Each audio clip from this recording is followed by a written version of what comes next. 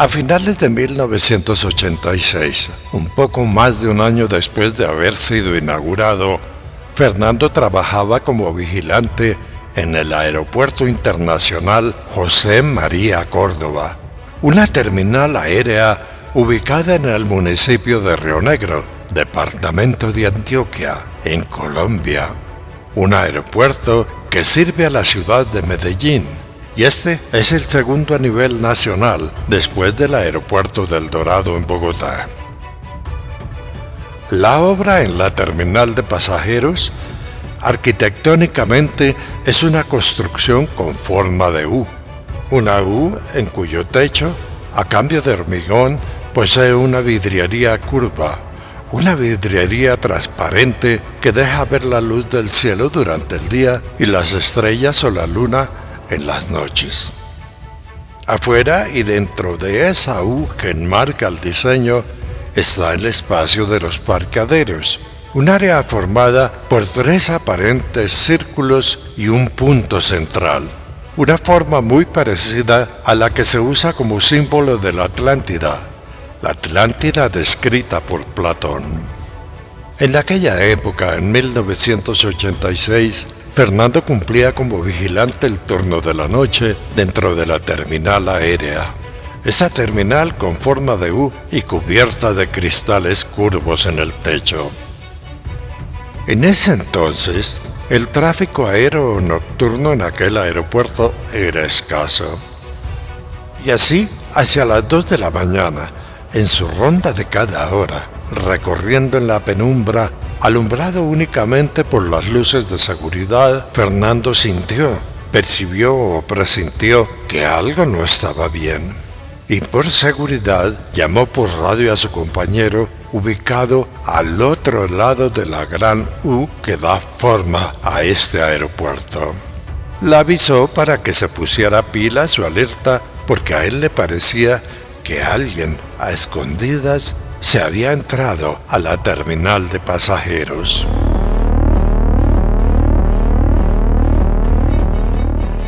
Luego, con linterna en mano, avanzó vigilante y entonces, desde el cielo, por fuera de la vidriería que cubre el recinto, cayó o alumbró en la mitad del pasillo una luz que como reflector muy potente parecía o tenía la forma de un tubo de luz cuyo reflejo iluminó el recinto.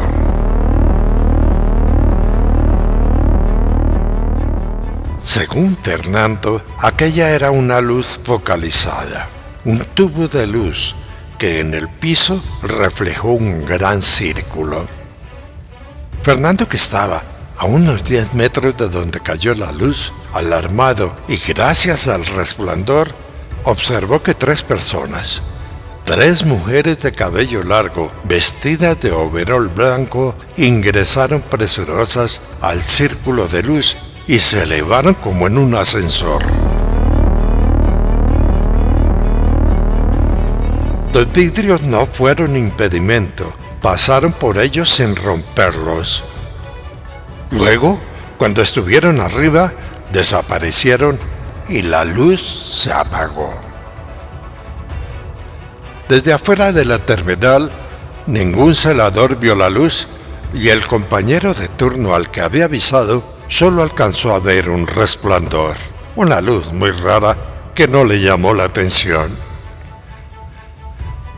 Al día siguiente, averiguando, en la torre de control donde siempre había personal de guardia, le dijeron que se dejara de pendejadas, que nadie había visto nada ni nada raro había pasado.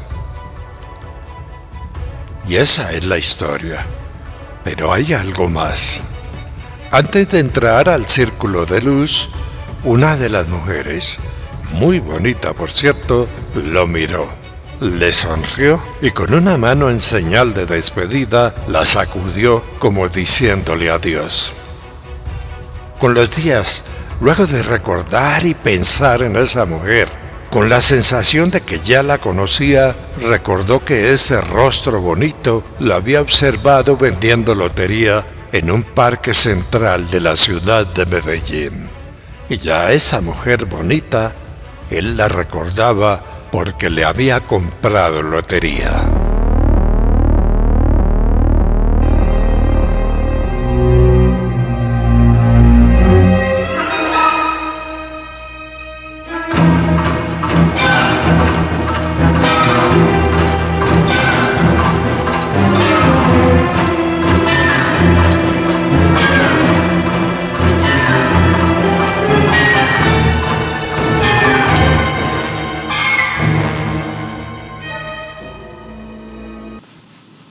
Hola, soy Roberto Tovar Gaitán y para mí es un verdadero placer darle la bienvenida a esta noche de cuentos o a Cuentos de la Noche.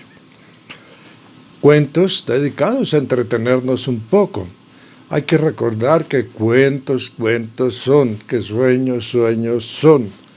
Mucha gente piensa que algunas cosas tienen que ser exactas, ¿no? Lo que aquí presentamos son cuentos.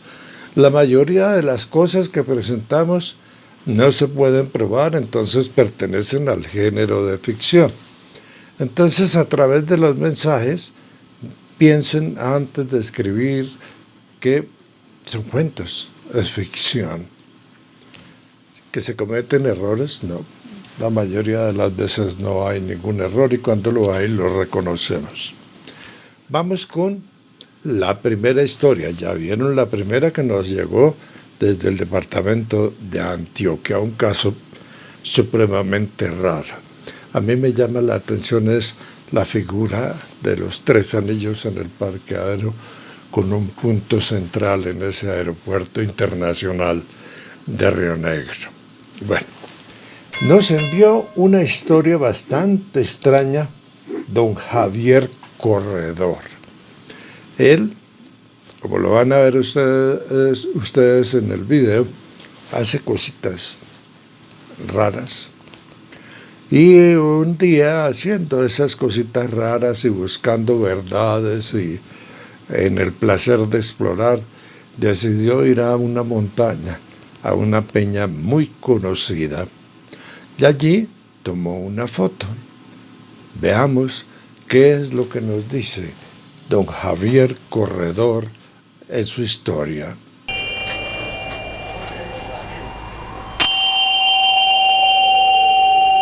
Cerro de Huayca en los valles de Tabio y Tejo, un lugar de leyendas, cuentos y narraciones de eventos, anomalías extrañas, cosas narradas por vecinos, visitantes y observadores casuales que exploran la montaña o pasan cerca de ella.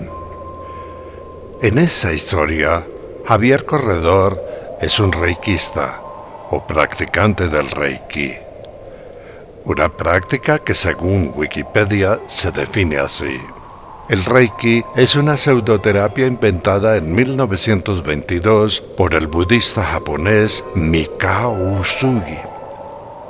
Desde su origen en Japón, el reiki ha sido adoptado en varias tradiciones culturales a nivel mundial. En un viaje a la montaña de Huayca, Javier Corredor tuvo una rara experiencia y de ella nos envió un texto y una fotografía muy rara. La siguiente es su historia. Fue en una ceremonia de luna azul en agosto de hace 3 años. A varios de mis hermanos nos gustan los temas espirituales y esotéricos y entonces surgió la idea de subir a Huayca en la noche. De locos, porque si de día molestan para subir, imagínense cómo sería a medianoche. Aquel día, salvo una que otra nube, la montaña estaba súper despejada y la luna lucía resplandeciente. Llegamos al sitio pasada la medianoche y hasta donde nos dieron permiso los espíritus de la montaña. Subimos con cuarzos, con agua, unos recipientes de cobre y yo iba con mi campanita tibetana. Casi a la 1 de la mañana, cuando tuvimos todo listo, comencé a hacer sonar mi campanita en medio de la oscuridad. Y entonces a una de mis hermanas que llevaba una cámara digital muy buena, le dio por tomar fotos sin flash. Y esto es muy importante, fotos sin flash. En aquel momento, ella tomó una fotografía de mí tocando la campana. Luego, al verla por el visor o display de la cámara, tuvimos una gran sorpresa.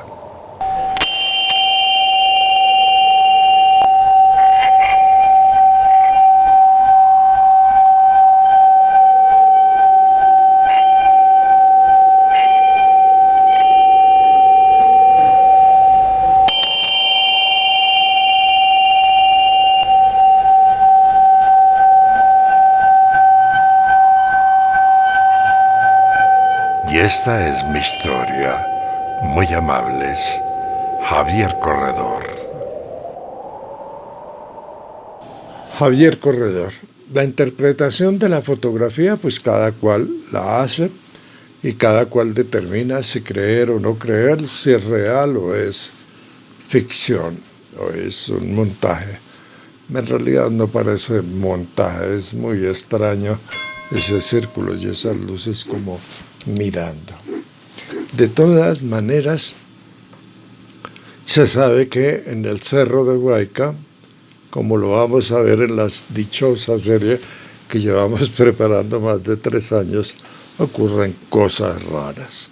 Vamos con brujas, con un cuento de espanticos pequeño que nos envió Andrés Vanegas Devia, desde el departamento del Valle.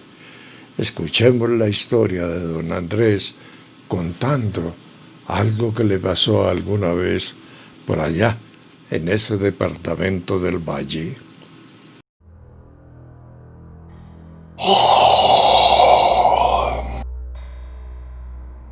Cuento de Andrés Vanegas Devia. Buenas noches. El siguiente relato fue mi primera experiencia con lo paranormal. Todo pasó en Felidia, Valle, en el año 2000. Era un día sábado del mes de marzo y eran las 9 de la noche. La ubicación se da en una finca de Felidia Valle. Felidia es un corregimiento al occidente de la ciudad colombiana de Cali. Limita al oriente con el corregimiento del Saladito, al norte con el municipio de Nagua y al sur con el municipio de La Leonera. También limita por el occidente con la ciudad de Buenaventura. Aquel sábado, con unos amigos universitarios, estábamos departiendo, haciendo chanzas y contando historias de miedo. Entre los cuentos, uno de los estudiantes, Daniel, dueño de la finca donde estábamos, afirmó que la casa en que nos encontrábamos alguna vez fue un lugar de citas. Un sitio donde se cometieron cualquier cantidad de vejámenes y que en ese lugar habitaba una bruja. Entre chistes y chanzas, nosotros, los demás compañeros, le decíamos que no creíamos en cuentos de brujas y que ya avanzado el siglo XX era descabellado pensar en eso. Pero aún así, siguieron las rondas de chistes y cuentos. Al momento de dormir, a altas horas de la madrugada, cuando ya todos estaban en las camas y las luces se habían apagado, se escuchó un terrible estruendo. Asustado por el ruido, el dueño de la casa, el estudiante que contó la historia, llamó a uno de los otros compañeros y le dijo: «Andrés, ¿escuchaste eso?». Él le respondió que sí. Luego le preguntó a otro: «David, ¿escuchaste eso?». Y David también le respondió que sí. Entonces le dijo a Andrés que se asomara y revisara qué había sido aquel ruido. Andrés, sin pensarlo y para calmar al compañero, fue a ver qué había sucedido. Lo que encontró Andrés fue que la tapa de la botella del aguardiente, que estaba a unos pocos centímetros de donde nos encontrábamos, ahora estaba en el fondo del lavamanos a unos 10 metros de la habitación. Entonces Andrés, en tono jocoso, dijo: «Es solo la tapa del guaro, no hay que preocuparse». Ante la situación desconcertante sobre el porqué y cómo llegó la tapa hasta el fondo del lavamanos, Andrés quedó preocupado. Daniel, el dueño de la casa, un poco temeroso, exclamó: «Muchachos, la bruja viene por mí». Entonces David le dijo: duérmase ya, que usted está muy borracho. Acto seguido, esos tres compañeros se acostaron nuevamente. Las luces se apagaron y otra vez se comenzó a escuchar las voces de unos niños corriendo alrededor de la casa. Y además se escuchaba el golpear de las ventanas de madera.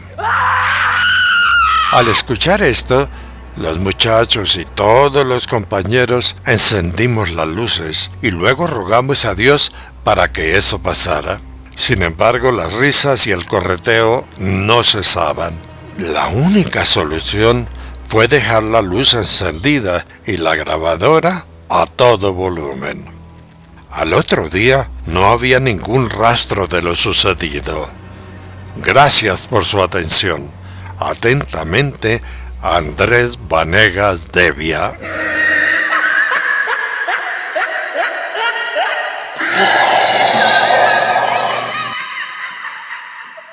Andrés Vanegas Devia, muchas gracias. Tenemos muchos más cuentos represaditos de los que nos han enviado a ustedes y poco a poco los vamos a ir sacando como lo han visto. Vamos con la última historia. El siguiente cuento tiene un argumento más o menos real.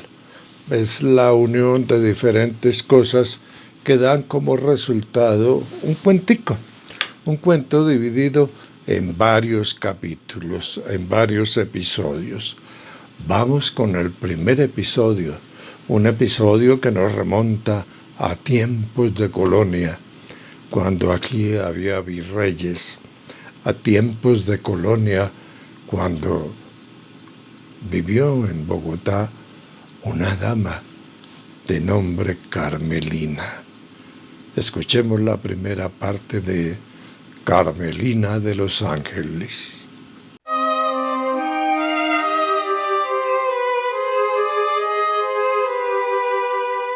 Tiempos de colonia. Territorio de la Nueva Granada, hoy Colombia. Un cuento no histórico basado en argumentos aparentemente reales.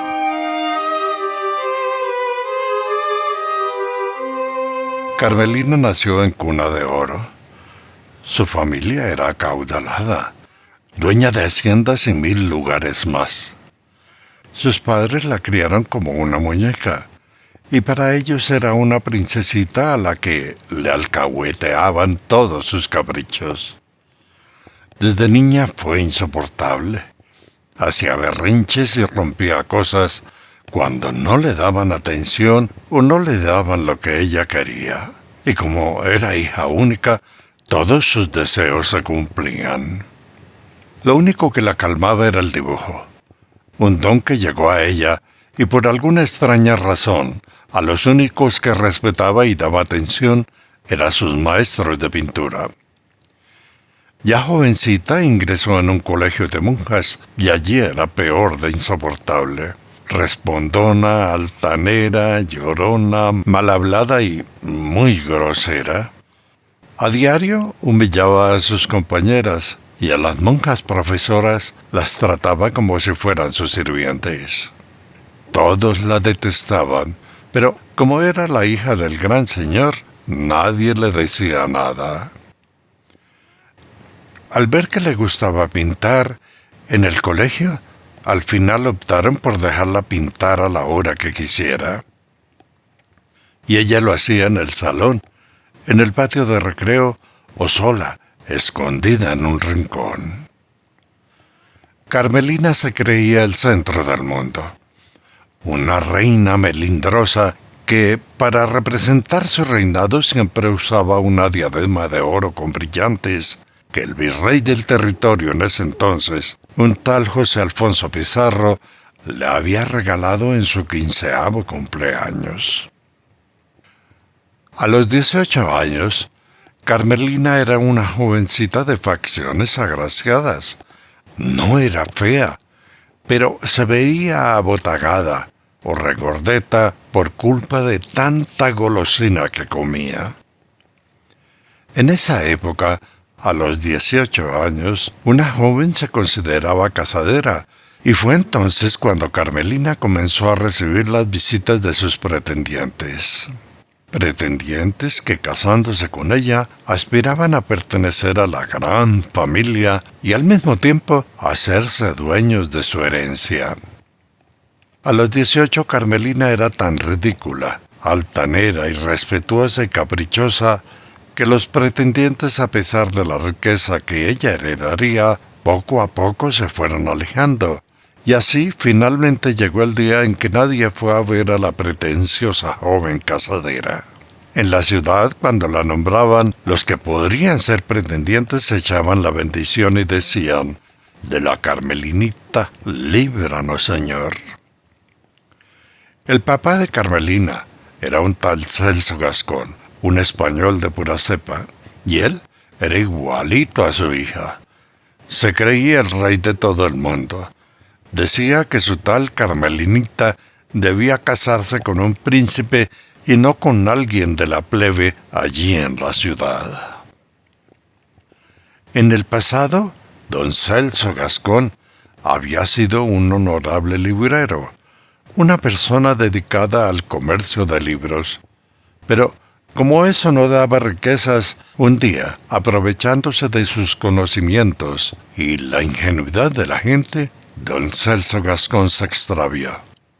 Se volvió un corrupto especializado en sobornos, chantajes, falsificaciones y 1000 perfidias más con las que se hizo a una gran fortuna. La mamá de la Carmelinita era peor de malévola, soberbia e insolente que el papá, y aunque nunca tuvo amigas, en las reuniones sociales, donde por obligación las damas de la época debían escucharla, ella solo hablaba del futuro matrimonio de su hija con duques y varones de la corte. De la vieja, las señoras decían: «Esa vieja es detestable». A los 19 años, ningún pretendiente aparecía. Nadie quería unirse a la Carmelinita, y la gente en la ciudad hablaba: «Ojalá se quede solterona. Se va a quedar para vestir santos». Y así, la Carmelina insoportable llegó a los 20 años. En esa época, a esa edad, ya se consideraba quedada, una solterona que miraba a los demás como si fueran sus sirvientes. Y fue en ese entonces cuando llegó a la ciudad un nuevo virrey. Un agraciado pero no buen mozo hombre casadero, un personaje delgado que en ese entonces tenía 38 o 39 años de edad. El tal virrey, de apellido Solís, llegó en silencio, sin pompas ni compañía, en horas del mediodía. Arribó de incógnito a la ciudad y junto con un enano joven que lo acompañaba, además de su secretario personal, se hospedó en una posada que se ubicaba al lado de la casona señorial de los papás de Carmelina. Y esto lo hizo en un barrio aristocrático llamado La Candelaria. La posada donde se alojó el virrey era una casa elegante y señorial de paredes de adobe, a la que en tiempos recientes se llamó Mesón de Indias. Una vez acomodado el joven virrey, contento y optimista por su nuevo cargo, dejó al enano joven con el secretario y en solitario, vestido como cualquier hombre común de la época, salió presuroso a la calle para conocer la capital de su virreinato. Corriendo pasó por el largo zaguán de la casona y al traspasar el portón, se topó, se chocó, se encontró de frente con la tal Carmelina regordeta. La Carmelina era tan gordita que el flacucho virrey, al toparse con ella, rebotó en su cuerpo y fue a dar de bruces en la alcantarilla, en las aguas negras que descendían por una orilla de la calle. Es de aclarar que en esa época los alcantarillados subterráneos casi no existían y las aguas sucias se dejaban escurrir por la calle. El virrey, luego de caer, se levantó embadurnado de pestilencia. Y al hacerlo, recibió en la cabeza un duro golpe que la Carmelina le había dado con su paraguas traído de España. 1, 2, 13 hasta 10 paraguasos recibió el virrey en su cabeza y espalda, al tiempo que la joven Carmelina lo insultaba con palabras gruesas y muy horribles. El virrey, de espalda para esquivar los golpes, por fin logró enderezarse, y entonces vio a la muchacha que gesticulaba y decía groserías. En aquel momento, pasaba por la calle una bonita joven llamada María Concepción Lugarda, a quien en la ciudad le decían la Marichuela.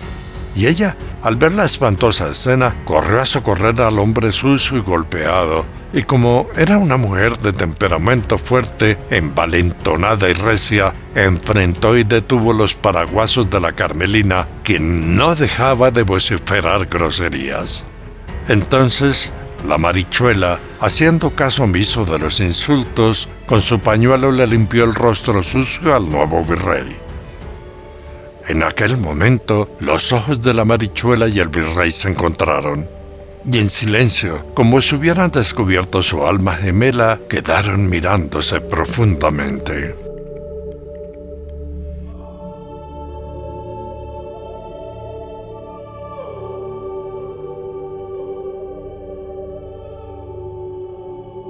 El momento de éxtasis no duró mucho, pues por detrás del virrey llegó la Carmelina y... ¡suácate! Otro paraguaso en la cabeza. Y así, ante la gritería que se armó porque la Marichuela salió en defensa del hombre, la gente se agolpó. Y entonces, 2 gendarmes, o como se llamara la policía de la época, llegaron corriendo para indagar. Y al ver que, en la riña de palabras, estaba metida la señorita Carmelina, la hija del gran señor don Celso Gascón, corrieron y detuvieron al virrey vestido de paisano y a su protectora, la Marichuela. El virrey Solís no dijo nada. Entonces, con la gallardía de los nobles, se paró frente a la Carmelina, la miró muy serio y, haciendo una venia, le pidió perdón por el tropiezo. La Carmelina, a cambio de recibir la excusa, cuando el virrey se agachó en su venia, con terrible grosería, ¡suas!, le pegó otro paraguaso. Los gendarmes, o como se llamaran los policías de la época, a cambio de detener a la Carmelina, tomaron con fuerza al virrey y lo llevaron camino de la gendarmería, o como se llamara la casa policial de la época. La Marichuela, en medio del barullo, fue soltada. Quedó sola en la calle y, pensando en el hombre que la había mirado con ternura, corrió tras él y, alegando a los gendarmes, les inquiría para que lo soltaran. Entonces el virrey, volteándose, le señaló con la mano que guardara silencio y que se fuera. La María Lugarda se detuvo y vio alejarse al hombre de sus sueños. En la guardería, o como se llamara la inspección de policía de la época, al virrey lo metieron en un calabozo y allí estuvo en silencio con otros malandrines presos. 1 hora después, o tal vez un poco más, su secretario, que lo había buscado por todo lado, por informaciones, llegó con el enano y, como nadie lo atendía, regresó a la posada, tomó el anillo virreinal, el sello y, junto con ellos, la cédula real que nombraba a Solís como virrey. Luego fue a la gendarmería y allí, de un grito, ordenó que soltaran al virrey. Entonces los presentes lo miraron y se rieron.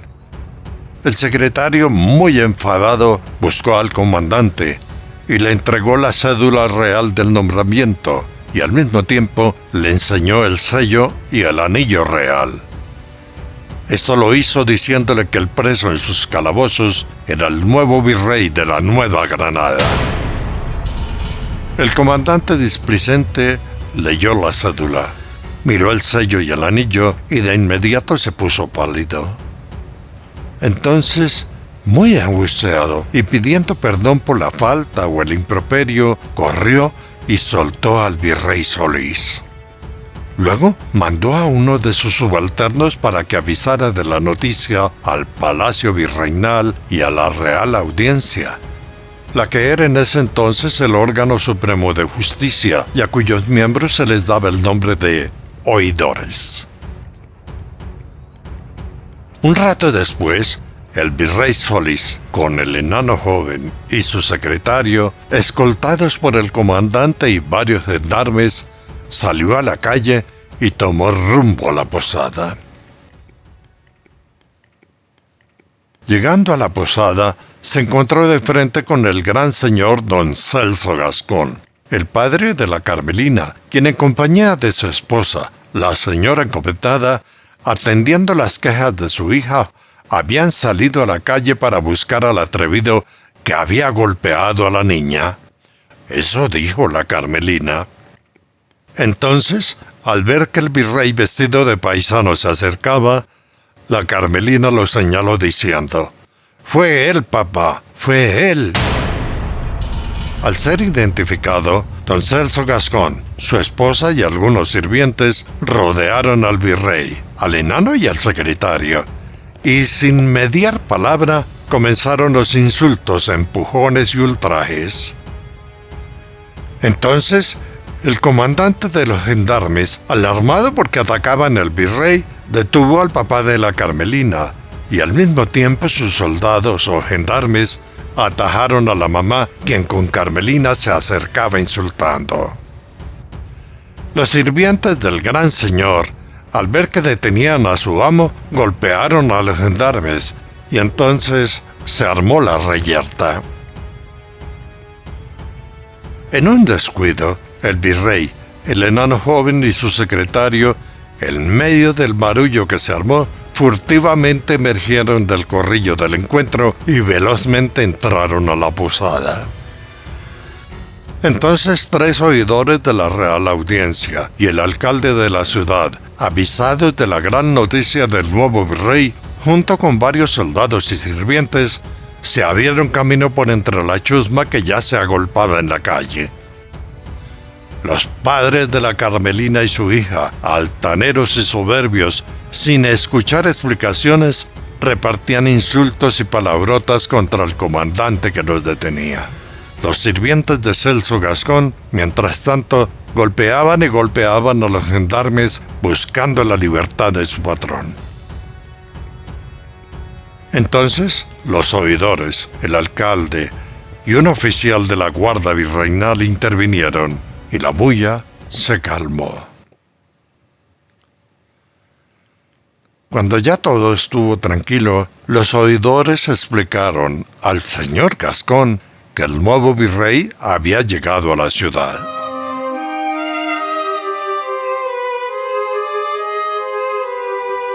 Entonces, con gran gallardía, vestido con sus ropajes reales y sosteniendo en una mano el bastón real y en la otra un sombrero tricornio o de 3 puntas, el virrey Solís apareció en la puerta de la posada. De inmediato y asustados, oidores, soldados y sirvientes del palacio virreinal hicieron una reverencia.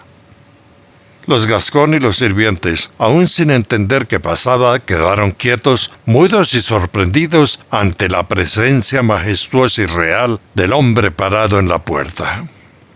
Luego de la reverencia, uno de los oidores se acercó y besó el anillo en la mano del virrey. Los otros hicieron lo mismo. El virrey contestó con cortesías y luego, lentamente, caminó hacia la tal Carmelina grosera y altanera. Y como lo hizo cuando lo llevaban preso, con gallardía se paró frente a ella, mirándola muy serio. La Carmelina regordeta, que podía ser de todo menos bruta, se dio cuenta de inmediato de su error, y al reconocer el hombre, asustada, sufrió un soponcio. Y entonces se derrumbó desmayada en la misma alcantarilla donde el virrey de incógnito había caído. Este cuento continuará.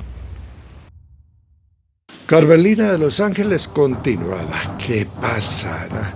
La Carmelinita será toda pretenciosa, vanidosa, orgullosa, mal hablada y grosera. ¿Qué pasó con ella? En el próximo episodio vamos a ver o a continuar la historia de la Carmelita, a continuar la historia de la Carmelinita de Los Ángeles. Muchas gracias por su atención, de verdad. Viviana ha estado contestando en el chat a las personas que van en el directo de este programa, de este video. Muy gentiles.